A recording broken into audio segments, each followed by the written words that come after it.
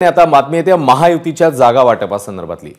September अखेर म्हणजे पुढच्या काही दिवसात महायुतीचं जागा वाटप पूर्ण होणार आहे अशी विश्वसनीय सूत्रांनी एबीपी माझाला माहिती दिली आहे। 288 जागांसंदर्भात शिंदे, फडणवीस आणि अजित पवार यांची चर्चा झाली आहे। ज्या जागांबाबत एकमत नाही होणार त्यावर अमित शहा हे निर्णय घेतील असं सूत्रांचं म्हणणं आहे।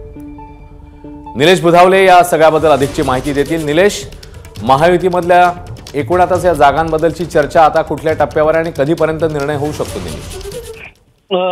अश्विन, सध्या आपण पाहिलं तर 288 जागांबाबत 1 to 1 नेत्यांची चर्चा सुरू असल्याचं पाहायला मिळतंय। देवेंद्र फडणवीस, अजित पवार यासोबतच अजित पवार, एकनाथ शिंदे आणि देवेंद्र फडणवीस अशा पद्धतीचं चर्चेचं एक वर्तुळ पूर्ण झालेलं आहे। आता ह्या 1 to 1 चर्चा पार पडल्यानंतर तिन्ही पक्षाच्या वतीने लवकरच एक एकत्रित बैठक लावण्यात येणार आहे आणि या बैठकीमध्ये ज्या मतदारसंघांबद्दल तिन्ही पक्षांमध्ये चर्चा होते किंवा त्याच्यावर दावा सांगितला जातोय त्या विधानसभा मतदारसंघांबाबत चर्चा होणार आहे। त्यातूनही जर एकमत न झालं तर शेवटची अंतिम जी चर्चा आहे ती अमित शहा यांच्यासोबत होणार आहे आणि त्यानंतरच विधानसभेचं जागा वाटप जे आहे ते पूर्ण होताना आपल्याला पाहायला मिळणार आहे। सूत्रांच्या माहितीनुसार या सप्टेंबर महिन्याच्या अखेरीला महायुतीचं जागा वाटप पूर्ण होऊन उमेदवार देखील जाहीर केले जातील।